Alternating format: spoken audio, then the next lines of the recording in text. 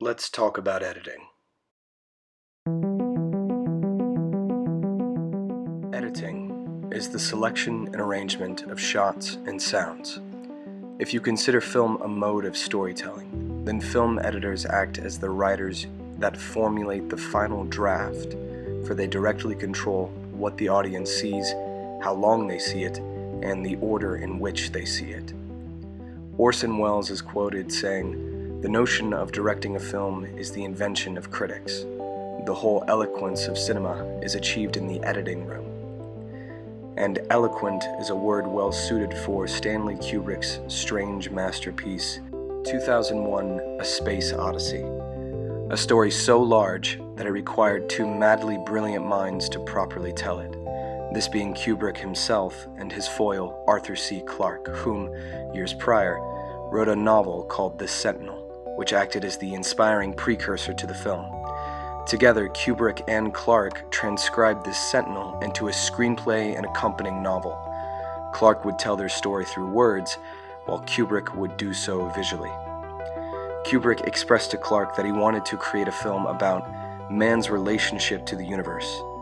And according to Clarke, Kubrick was determined to create a work of art which would arouse the emotions of wonder, awe, even, if appropriate, terror. There are three remarkable edits that achieve this goal. The first is perhaps the most well-known graphic match cut of all time.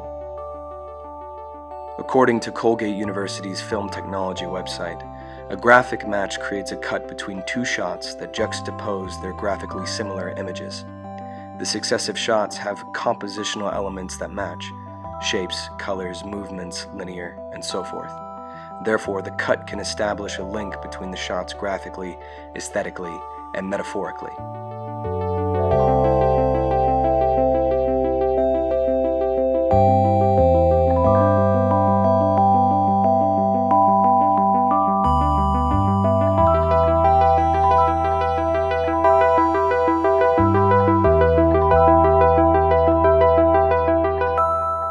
So, using a single well-placed cut, Kubrick was able to encapsulate humanity's evolution, link that evolution to man's relationship to technology, and successfully allude to how technology's consummated nature as a weapon will later come back to haunt us, maybe even craving its original function.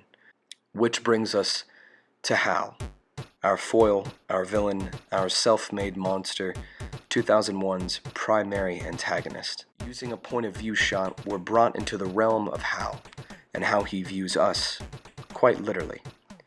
There's a sense of cold cunning as we, the audience, stalk our prey through Hal, deciphering the moving lips. Point-of-view shots are often used in this manner. Take Jaws, for instance, where we become the monster, the shark lurking just underneath, or even in Predator, where our estranged worldview makes Arnold Schwarzenegger look small. Small. This scene here, this edit here, when Bowman chases Poole after Hal throws him into the abyss of space, tells the audience what our crew is up against: the infinite. As I watched this scene play out for the first time, an insert from Ray Bradbury's short story Kaleidoscope came into my mind. It reads, "From this outer edge of life, looking back, there was only one remorse, and that was only that he wished to go on living. Did all dying people feel this way, as if they had never lived? Did life seem that short, indeed, over and done before you took a breath? Did it seem this abrupt and impossible to everyone, or only to himself, here, now, with a few hours left to him for only thought and deliberation? There were only the great diamonds and sapphires and emerald mists and velvet inks of space, with God's voice mingling among the crystal fires. You stuttered like a kaleidoscope because you knew too many words. Oh, death in space was most humorous."